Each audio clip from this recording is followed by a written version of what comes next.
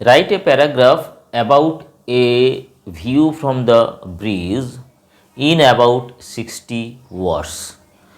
কম বেশি 60টি শব্দের মধ্যে একটি প্যারাগ্রাফ লেখো। তুমি নদীর ব্রিজের উপরে দাঁড়িয়েছিলে, সেখান থেকে আশেপাশের যে দৃশ্যাবলী তুমি অবলোকন করেছিলে সেটা দেখে তোমার কি উপলব্ধি হয়েছিল, অনুভূতি হয়েছিল, সেটাকে নিয়েই কম বেশি 60টি শব্দের মধ্যে তোমাকে একটি প্যারাগ্রাফ লিখতে হবে।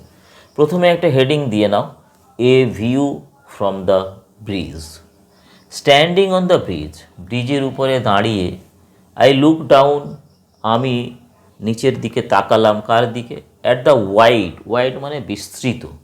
শিমারিং, যেটা সূর্যের আলো পড়ে চকচক করছে, ঝিকমিক করছে। শিমারিং রিভার, সেই যে নদীটা ফ্লোয়িং, সেটা বয়ে চলেছে গ্রেসফুল্লি, মৃদুভাবে, অলস ধীর গতিতে। বিনিথ মি, আমার নিচ দিয়ে, অর্থাৎ ব্রিজের উপরে দাঁড়িয়েছি, সেখান থেকে আমি নিচের দিকে তাকাচ্ছি, সেখান থেকে দেখলাম যে বিস্তৃত নদীটি যেটা ঝিকমিক করছে এবং যে নদীটি মৃদুভাবে, অলস ও ধীর গতিতে বয়ে চলেছে। স্মল ফিশিং বোটস, ছোট্ট ছোট্ট মাছ ধরার জেলেদের যে নৌকাগুলি, মাছ ধরার বোটগুলি, নৌকাগুলি। গ্লাইড, সেটা সেই নৌকাগুলি, গ্লাইড সেই নৌকাগুলি বয়ে চলেছে পিসফুল্লি, শান্তিতে, অ্যাক্রস দ্য ওয়াটার, জলের উপর দিয়ে।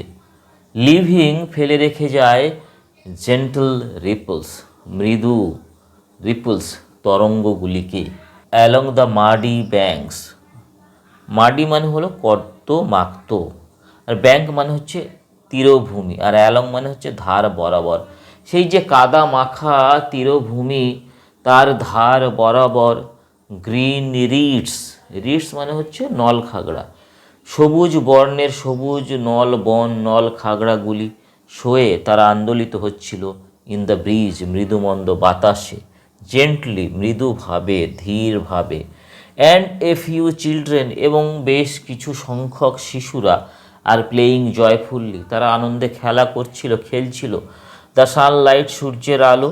রিফ্লেক্টস অফ, সেটা প্রতিফলিত হচ্ছিল দ্য ওয়াটার সারফেস, নদীর যে জলতল রয়েছে, উপরিভাগ রয়েছে, তার উপর দিয়ে সূর্যের আলো, সানলাইট, সেটা প্রতিফলিত হচ্ছিল। লাইক স্ক্যাটার্ড ডায়মন্ডস, ছড়িয়ে ছিটিয়ে থাকা, ছড়িয়ে পড়া ডায়মন্ডদের মতো, হীরের মতো, হীরকের মতো। মেকিং দ্য এন্টায়ার সিন, সমগ্র সিনারিওটাকে, সমগ্র দৃশ্যাবলীটাকে, সমগ্র দৃশ্যপটটিকে ফিল কাম, এটাকে যেন প্রশান্তি এনে দিয়েছিল, প্রশান্ত অনুভব করিয়েছিল। অ্যান্ড বিউটিফুল, এবং অবশ্যই সৌন্দর্যে পরিপূর্ণ ছিল, সৌন্দর্যের অনুভূতিকে আনয়ন করেছিল।